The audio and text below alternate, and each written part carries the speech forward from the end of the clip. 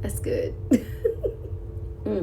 Hey y'all. So I just wanted to share with you guys some reflections that I've been having. I've been reading this book called Belonging by Tokopa Turner, and there's something that she discusses in this book that really resonated with me, and it is the scarcity wound, as she calls it. She describes the scarcity wound sort of as this deep yet subtle psychological or spiritual wound, or belief that we are lacking, that we are impoverished at a soul level, that we essentially have to earn everything. We have to earn love in our lives, our ability to be loved. We have to earn rest. Have we worked hard enough? Have we produced enough? We have to earn our value and our sense of worth.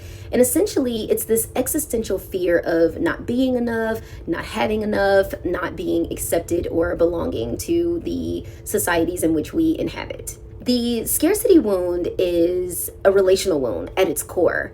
And basically, it's something that would start off in early life, like our childhoods.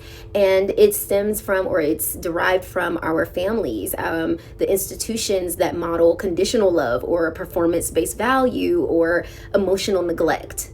And so it had me thinking, because I sort of talked about this a little bit. I didn't call it a scarcity wound, but I talk about this a little bit in my book, Looking for God in All the Spaces. Because for a lot of us who grew up in religious spaces, this message, this scarcity wound of not being enough, not being able to belong, not feeling like you've earned your place, is everywhere. From the very beginning, we were told that we were born in sin. If you grew up in mainstream Christianity, you were taught that we were born in sin, that we were born inherently, innately separated from God. And I talked about that in another reel, so make sure you check it out.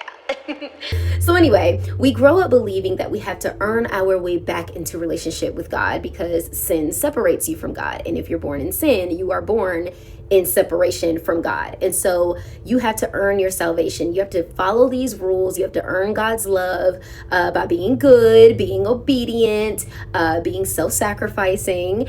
And so this belief is what plants that scarcity wound deep into our souls, because essentially what it tells us is that I'm only as worthy as what I can produce. I'm only as lovable as my last performance.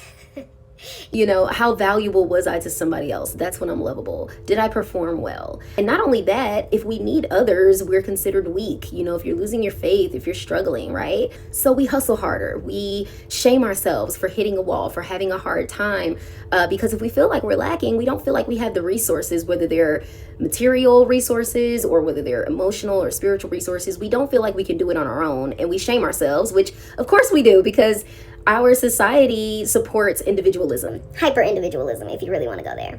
So then when love or support does show up, a part of us wonders, but did I earn this? Do I even deserve this, right? Imposter syndrome, things like that. This is what the scarcity wound does. It disconnects us from our natural sense of belonging. It makes us feel like we have to pull ourselves up by our own bootstraps. How many times have we heard that, right? It makes us believe that love, salvation, and acceptance are luxuries, things that you have to fight for, things that you have to earn, instead of them being birthrights that we are inherently worthy of. And the cruelest part is, when we internalize this wound, we keep the system running. The indoctrination and the conditioning runs without anybody having to enforce it, because when the mind and the spirit have been successfully conditioned, the system will become self-sustaining. I talk about that in my book. I talk about self-policing and how after a while, nobody had to rebuke me or get me in line because I was on autopilot at that point. But the truth is, love, acceptance, and belonging are your divine inheritance. They are not anything that you have to earn. This isn't a prize at a fair. It is yours. It is your divine birthright. It is your inheritance. You deserve a sense of belonging, and you don't have to do it alone. When I tell you, nothing, absolutely nothing on this earth operates independently. Nothing. Okay? So when healing the scarcity wound, it's a radical act to remember that I am enough because I exist. I am allowed to need. I am allowed to ask. I am allowed to receive, and I am allowed to belong.